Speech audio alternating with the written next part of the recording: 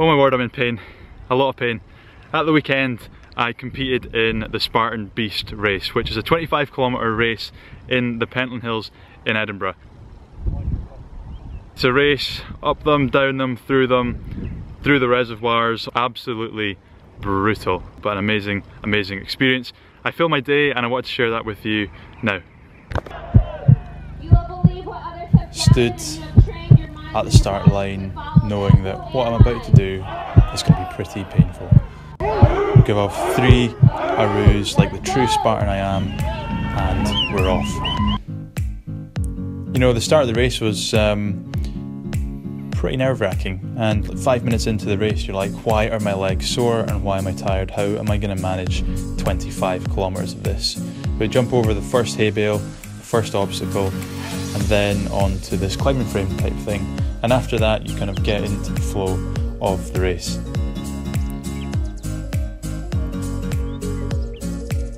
The next obstacle after that, after a bit of a run, is grabbing a brick and having to drag it behind you with a metal chain, something like you'd see in the film Django.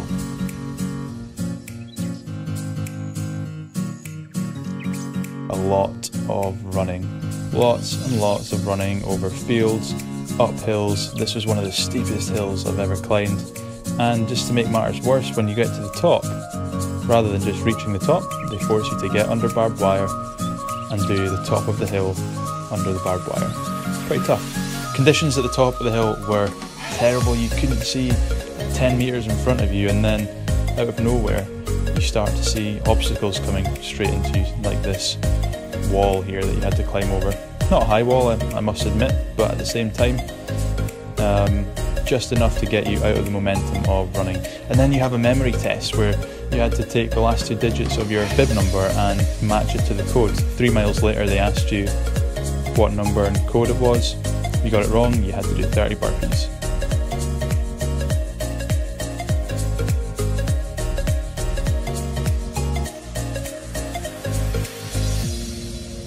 The terrain was slightly different. This was quite a nice part where you kind of broke up the running and the obstacles, just having to work your way through a bit of a forest and broken trees.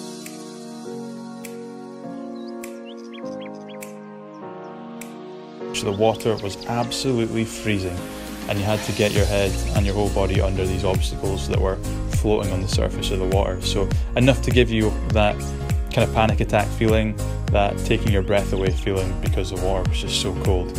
But at the same time, really refreshing. Nice to get the mud off you.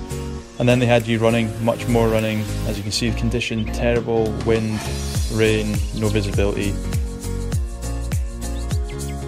Under some more barbed wire, as you do. Quite nice with the nettles on the ground as well, so you go too high, you get stung. You crawl on the ground as you have to, you also get stung. I had to do 30 burpees here because I didn't get my spear into the hay bale.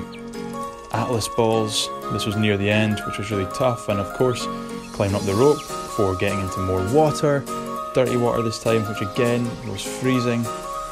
And going around the course, I actually saw quite a lot of confused, cold people because the conditions were just so bad.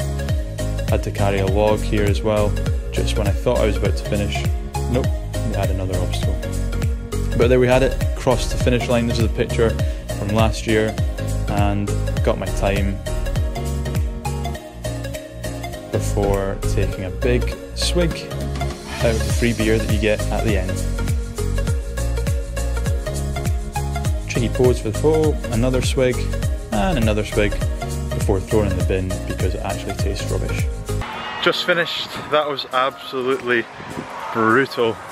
4 hours, 36 minutes it took me. I just want to get home now, I'm in so much pain. I'm tired, I'm hungry, just want to relax. So I finished the race in 4 hours, 36 minutes. Or roundabout, which is actually in the top 10% of all competitors, which I'm pretty chuffed about. Despite it being really hard, I really enjoyed it, and I think it's important to push yourself out your comfort zone mentally and physically. Hope you enjoyed that. What's left to say? Have fun, be happy, and we'll see you next week.